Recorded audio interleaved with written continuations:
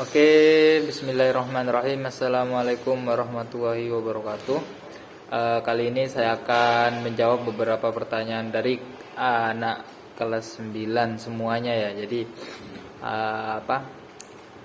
kan kemarin memang saya ngasih tugas untuk membuat pertanyaan dua ya, rata-rata bertanya dua. Jadi sekarang saya akan menjawab beberapa pertanyaan itu. Mungkin pertanyaan ini memang saya sedikit ini saya ginikan aja ya, karena kita kekurangan bahan. Ini kan di YouTube ya, yang di YouTube saya pakai laptop, satunya pakai HP, jadi kan kurang canggih memang. Jadi saya melihat beberapa pertanyaan yang ditanyakan anak-anak itu kebanyakan tekstual ya. Tidak masalah lah. Yang penting kan itu tugas. Yang penting sudah dilaksanakan. Jadi aman sudah terkait masalah nilai. Nanti kalau masalah rekap nilai, kalau ngerjain meskipun gini-gini aja ya aman lah ya. Oke. Kita mulai saja dari niat saya tuh awalnya mau dipisah ya antara kelas 9A, B, C, D. Tapi karena yang mayoritas bertanya itu adalah 9C, mungkin yang 9 yang lain nanti ikut aja. Oke, sebentar ya. Ini rekodnya berjalan kan ya? Kok tidak ada tanda-tanda kehidupan gitu?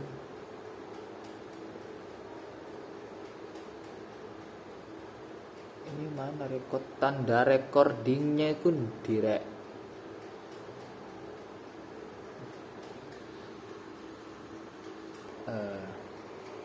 Oke, sudah, kita langsung saja ya. Ini pertama, ini pertanyaan dari Ananda Keila Salwa Zahra. Apa persatuan dan kesatuan sangat berpengaruh dalam keberagaman? Yang kedua, jelaskan prinsip nasionalisme di Indonesia. Oke, apakah persatuan dan kesatuan itu sangat berpengaruh dalam keberagaman? Tentu saja.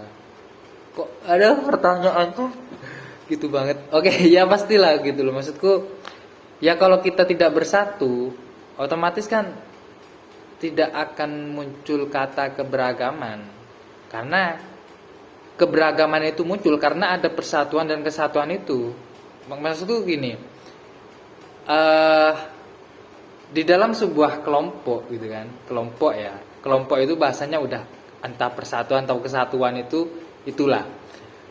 Nah, kalau enggak, di dalam kelompok itu pasti ada keberagaman. Kalau enggak ada keberagaman itu bukan kelompok, tapi ras gitu loh, atau satu suku gitu. Nah, itu sudah itu sudah satu gitu. Tapi kalau dalam sebuah keberagaman yang di situ terdapat budaya, suku, ras, agama dan semacamnya, pasti ada persatuan dan kesatuan karena mereka ya beragam tuh. Nah, gitu ya. Gimana ya? Ya gitulah kira-kira ya. Terus kemudian jelaskan prinsip nasionalisme di Indonesia. Prinsip ya. Prinsip itu kalau secara yang konsepnya lah. Prinsip itu sesuatu yang akan melahirkan sikap. Prinsip itu sesuatu yang kita pegang kan, atau kita prinsip itu sesuatu yang kita pegang teguh gitu, atau kita jadikan sebuah pedoman hidup. Dan kemudian itu yang akan melahirkan sikap. Sikap itu yang melahirkan, sikap itu adalah sesuatu yang biasanya kita ini ya, ya akan melahirkan sebuah perilaku atau tindakan kita. Nah, jadi dari sikap itu akan melahirkan sebuah perilaku dan tindakan. Nah, dari tindakan itu, yang itu akan menjadi ciri khas kita atau pembeda kita dengan manusia yang lain. Nah, dari awalnya punya prinsip dulu, kemudian punya sikap, kemudian lahirlah sebuah perilaku atau tindakan kita. Nah, yang ditanyakan adalah prinsip nasionalisme.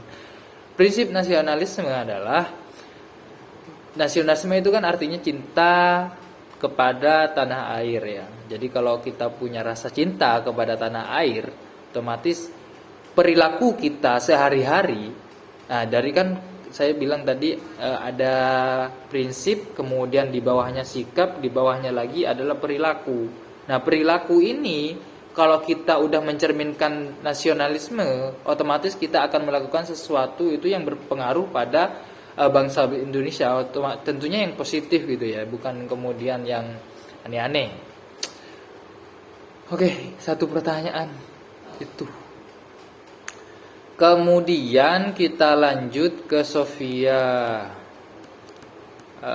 Dia bertanya tentang apa saja prinsip yang dapat mewujudkan persatuan dalam keberagaman masyarakat Indonesia. Nah, ini masuk ini pertanyaannya. Jadi, apa saja prinsip yang harus kita miliki gitu loh, dalam mewujudkan persatuan gitu loh. Dalam mewujudkan persatuan, jadi banyak, kalau saya bilang itu banyak sebenarnya prinsip yang harus kita miliki. Yang pertama itu prinsip nasionalisme, kemudian patriotisme, kemudian itu saja sebenarnya sudah bisa itu menciptakan sebuah persatuan di dalam keberagaman. Karena patriotisme itu kan sesuatu yang rela berkorban. Contohnya gotong royong. Di dalam gotong royong itu kan sebenarnya secara hakikatnya tidak mengharapkan sebuah timbal balik atau sebuah imbalan. Jadi kalau kita lagi bekerja sama demi tujuan yang sama, otomatis di dalam sebuah masyarakat itu dia tidak akan mengharapkan upah atau apapun itu. Karena disitulah sebenar-benarnya gotong royong. Ya, tentu karena diawali dengan rasa sikap yang tadi itu, sikap, terus kemudian perilakunya seperti apa. Bagaimana isi dari prinsip kebebasan yang bertanggung jawab? Oke, ini perlu saya sampaikan, ini yang saya masih terngiang-ngiang dari sekitar 8 tahun yang lalu. Ketika saya masih sekolah di tingkatan SMA ya, guru saya pernah bilang bahwa sebagai seorang manusia, kita sudah diberikan sebuah hak kedaulatan gitu, atau hak kebebasan untuk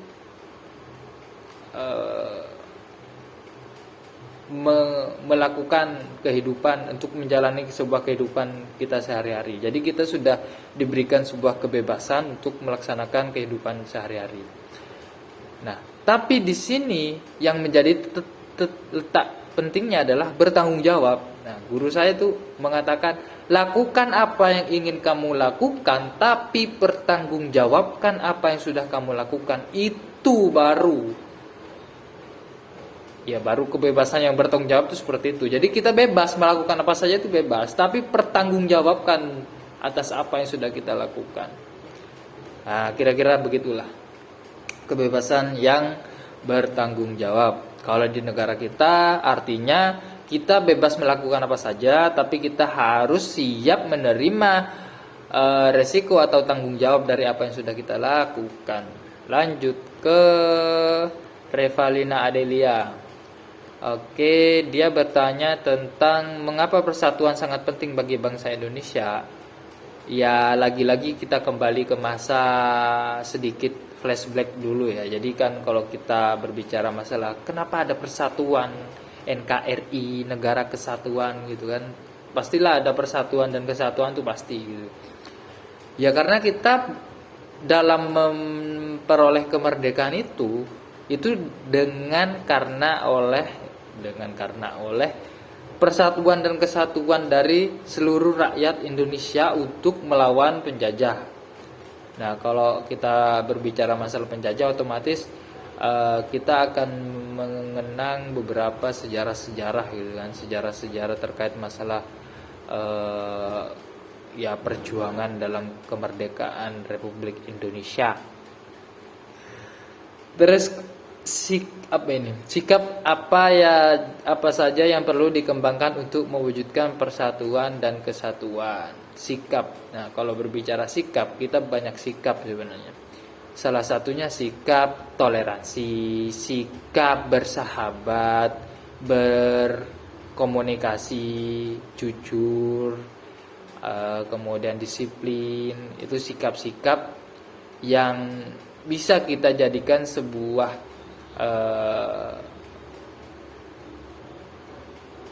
perilaku keseharian kita untuk mewujudkan sebuah persatuan dan kesatuan gitu.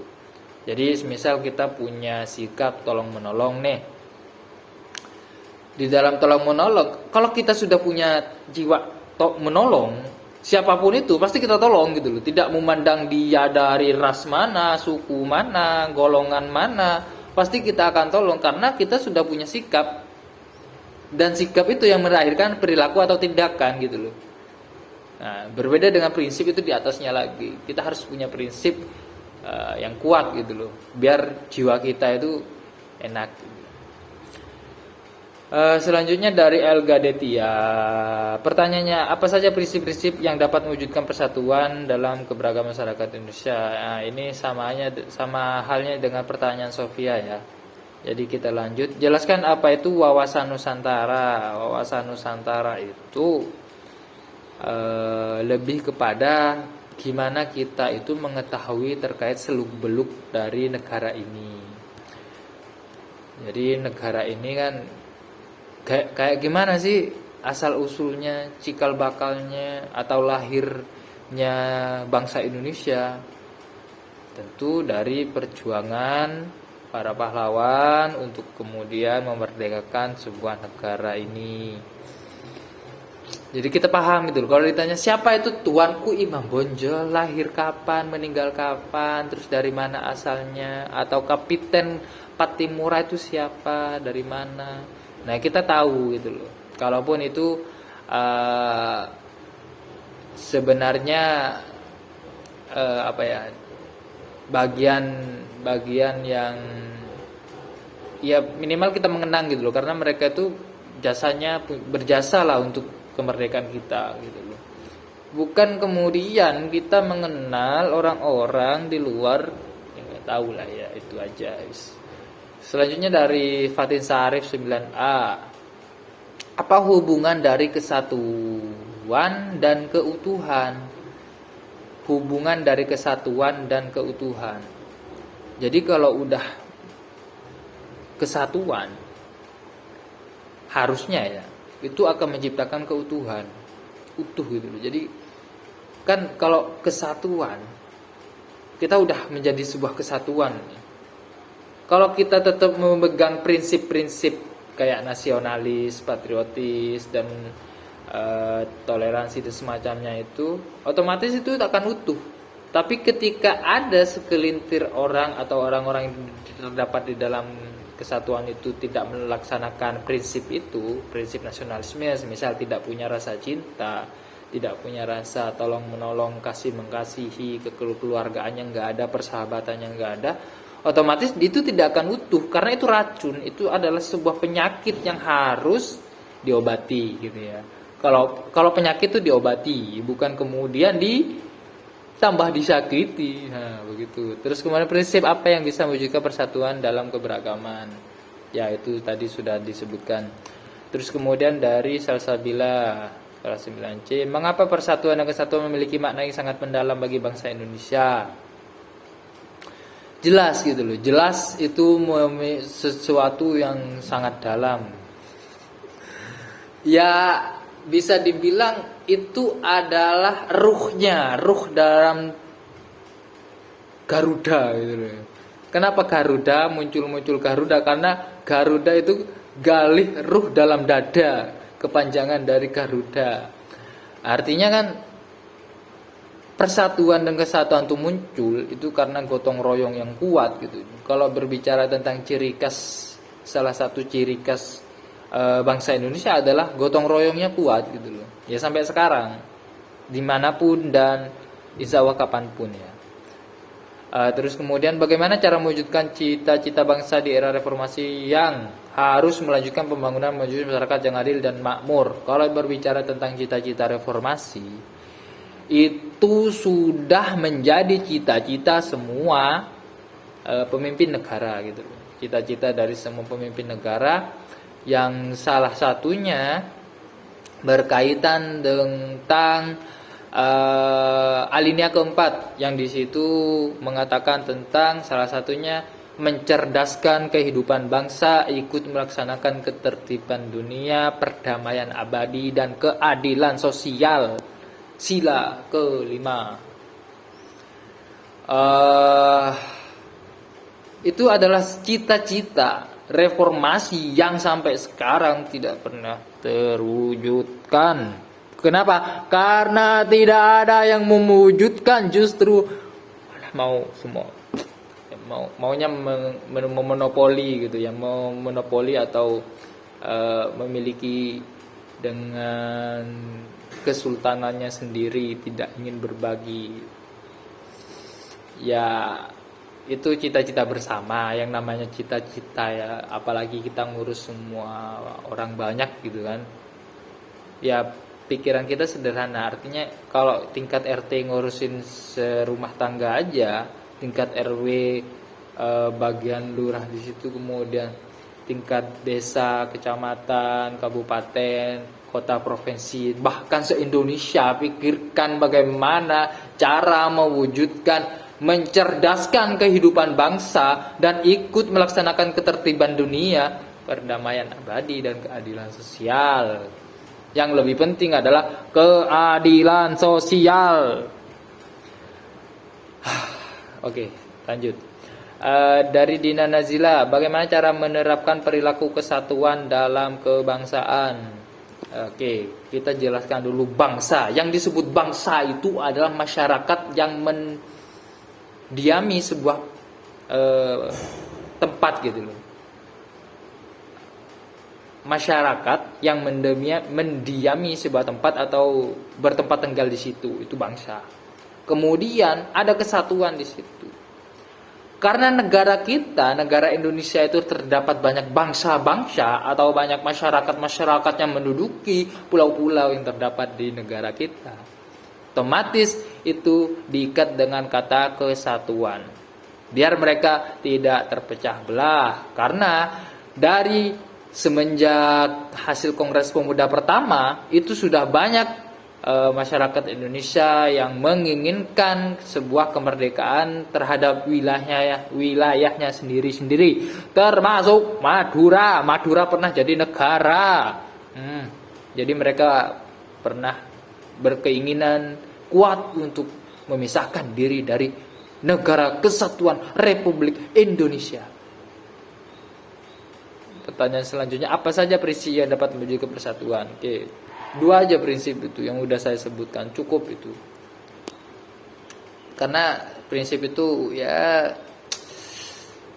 minimal kita jadikan sebuah pegangan, terus kemudian jadikan sikap, terus kemudian kita lakukan dalam kehidupan sehari-hari, insya Allah aman. Yang penting kita prinsipnya tidak pernah merugikan orang lain, merugikan diri sendiri juga jangan. Itu tidak baik untuk kesehatan mental.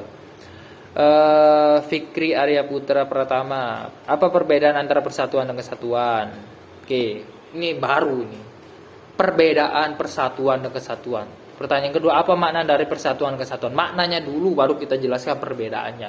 Maknanya adalah sebentar, ini siapa? Fikri Arya Putra 9B. Kayaknya udah pernah saya jelasin. Kalau persatuan dan kesatuan artinya apa? Kalau persatuan, saya lebih menjelaskan kepada bagaimana sebuah rakyat atau sekelompok orang atau segelintir orang atau masyarakat gitu ya, dia ingin menuju persatuan itu adalah proses. Jadi proses untuk menuju satu, persatuan, proses kemana? Satuan. Jadi menjadi satu. Kalau kesatuan dari hasil proses itu sudah menjadi kesatuan atau sesuatu yang utuh. Jadi mereka itu dari proses persatuan kemudian jadi kesatuan, dia menjadi utuh. Prosesnya udah dijalanin, kemudian terciptalah kesatuan begitu.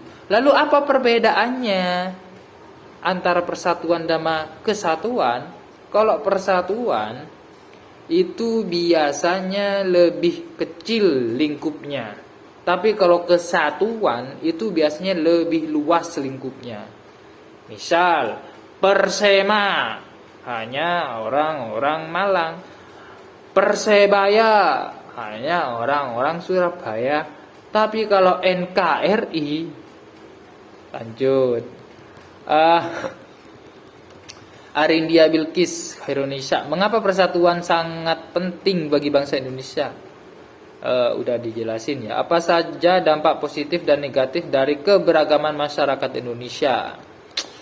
Dampak positif dan negatif. Positifnya sangat bagus, negatifnya sangat tidak bagus. Nah, begitulah kira-kira ya.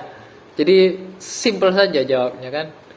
Makanya saya senangnya bertanya itu ya begini, karena jawabannya itu suka-suka gitu. Suka-suka sesuai dengan apa yang sudah pernah kita alamin gitu. Jadi nggak ngarang gitu loh, nggak ngasal jawabnya, itu berdasarkan atas apa yang sudah pernah ku dapatkan gitu. Lanjut. Kalau positifnya itu kan biasanya begini ya. Ikan di lautan. Kemudian apalagi misalnya jagung di di daratan, bertemu di dalam sebuah piring, disajikan, dihidangkan, terus kita nikmatin, kita santap gitu kan. Nah, disitulah keberagaman yang ada. Jika tidak ada ikan, kemudian tidak ada jagung, hanya ada beras, hanya ada ubi-ubian atau ubi-ubi jalar dan semacamnya, itu kan tidak beragam, menunya itu kurang pas gitu loh. Jadi apa positifnya? Kita bisa menikmatin beberapa rasa yang ada gitu loh. Kalau semisal cuman ada misalnya satu suku, ya gitu-gitu aja, atau ada satu ras gitu, ya gitu-gitu aja. Sampai sekarang saya tanya mungkin ya, bagaimana perasaan kalian ketika melihat salah satu ras ini, misal ras inilah melanosoid gitu, gimana gitu, atau kaukasoid gitu, atau negroid gitu, gimana gitu, ya gitu-gitu aja kan. Karena kita sudah paham, kecuali kita tidak paham atau aku terkejut gitu kan. Anissa Gendis bukan, dari Nesrina Azwa, apa makna persatuan dalam kebangsaan? Udah ya, prinsip wawasan Nusantara sudah.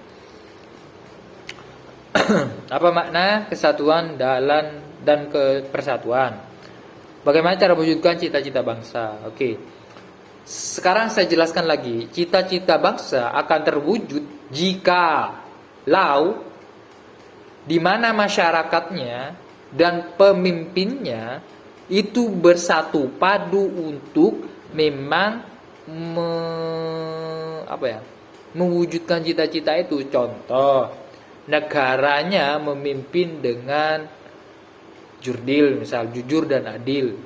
Jujur yang pertama, ketika ada sebuah bansos, misal, jangan dipukul rata, karena nggak semua orang itu sama nasibnya. Keadilannya udah dipertanyakan gitu loh. Hanya orang-orang yang menjadi keluarganya atau orang-orang terdekatnya atau orang-orang sekitarnya yang mendapatkan bantuan, tapi orang-orang itu benar-benar butuh tidak dapat. Kenapa? Karena tidak ada. Lanjut. Kemudian Natasha Sabrina, dia tanya lagi atau gimana? Oke, kayak aku pernah udah baca, cuman nggak tahu. Kita lanjut aja. Bagaimana jadinya bangsa Indonesia jika masyarakatnya saja tidak memiliki rasa persatuan dan kesatuan? Tentu masyarakat itu lebih kepada individualis, tidak peduli dengan lingkungan, tidak peduli dengan sekitar rumahnya atau lingkungan hidupnya. Otomatis itu tidak akan menciptakan sebuah keharmonisan, karena rasa persahabatannya terhadap lingkungannya atau kekeluargaannya terhadap sekitarnya itu bisa dibilang kurang gitu loh. Dia hanya mementingkan kepentingan diri pribadi. Apa dia bila itu menguntungkan, dia akan ikut serta. Apabila tidak menguntungkan, dia tidak akan ikut-ikutan. Itu adalah sesuatu yang sangat tidak apa-apalah. Itu termasuk kebebasan yang bertanggung jawab gitu loh. Karena nanti mungkin ketika dia meninggal, dia akan dikubur sendiri gitu loh.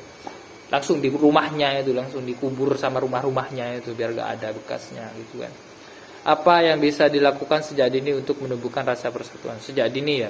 Kalau sejak dini minimal kalian itu sudah mempunyai rasa cinta nasionalis, rasa cinta terhadap negaranya, negara kalian ini. Walaupun negara kalian ini sudah banyak utangnya, sudah banyak masalahnya, tidak kelar-kelar, ya tetap kalian harus cintai. Jangan kemudian kalian itu tidak mau tahu atau tidak acuh terhadap negara kalian, karena negara kalian akan semakin hancur. Enggak hancur sih, maksudnya tidak akan selesai permasalahan yang ada gitu. Terus kemudian patriotis ya, jadi rela berkorban. Jadi jangan hitung-hitungan lah untuk negara itu. Kalian bayar pajak itu gak usah diungkit-ungkit. Aku bayar pajak pak, tiap bulan aku bayar pajak, tiap tahun aku tiap 5 tahun gitu kan misal. Yang gak usah ikut-ikutan. Itu salah satu bentuk hak dan kewajiban kita sebagai warga negara Indonesia untuk membayar pajak. So bayar pajak sesuai waktunya, iklannya. Terus kemudian jelaskan arti penting keberagaman dalam masyarakat Indonesia. Apa saja manfaat dari sikap saling menghargai atas keberagaman? Oke, apa saja manfaat arti penting keberagaman bagi masyarakat Indonesia? Ya penting udah itu. Apa saja manfaat dari sikap saling menghargai atas kebersamaan? Oke, kalau berbicara menghargai, dihargai, menghormati, dihormati, itu berbicara tentang perilaku kita di dalam bergaul gitu. Artinya bersosial kepada sekitar kita. Jadi kalau kita ingin menghargai, ingin dihargai, ya menghargai. Itu kan bahasa-bahasa biasa aja. Cuman kalau kalian sudah menghargai tapi tidak dihargai, berarti memang jangan berada di tempat itu. Beralihlah dari zona tidak aman gitu kan. Karena apa ya, kita itu diberikan kebebasan untuk memilih gitu loh. Ketika pilihan kita tidak sesuai dengan yang kita harapkan, ya kita pilih yang lain lagi. Atau kita gak memilih gitu, jangan. Itu sesuatu kehidupan yang kurang ada tantangan gitu. Hidup tanpa tantangan itu bagai sayur tanpa, gak ada sayurnya. Jadi kita masak air, gak ada sayur tanpa sayur gitu loh. Dari Faustino gitu ya. Oh, itu tadi dari Faustino, manfaat dari sikap saling menghargai. Kalau manfaatnya otomatis itu sangat baik gitu ya, untuk mentalitas kita sebagai manusia, dan itu akan menjaga daya imun tubuh kita jadi lebih baik. Terus dari Alvara Alma, ini 30 menit kita sudah ya. Alvara Alma, mengapa Indonesia memiliki keberagaman agama? Iya. Ya karena tidak dapat dipungkiri bahwa yang berada di negara kita itu banyak agama dari sebelum Indonesia ada. Karena dari penjajahan Hindia Belanda, kemudian ada Indonesia, ada agama-agama lain yang masuk ke Indonesia. Ciri-ciri mendasar apakah yang membedakan suku bangsa satu dengan yang lain? Jelas, setiap suku punya ciri khas, punya perbedaan, punya identitas masing-masing. Jangan disamakan, jangan direndahkan, tetap kita hormati. Tidak boleh kita menjas suku kita lebih baik, suku mereka tidak baik, suku kita lebih bagus, suku mereka tidak layak untuk dilihat. Nah, misal gitu. Itu tidak bagus, tidak boleh. Kita harus saling menghormati, saling mencintai, saling menyayangi, dan saling mengasihi. Begitulah kira-kira Ini udah 30 menit, kita lanjut ke part selanjutnya. Terakhir ini Pak Alvara Alma 9C. Oke, kita lanjut.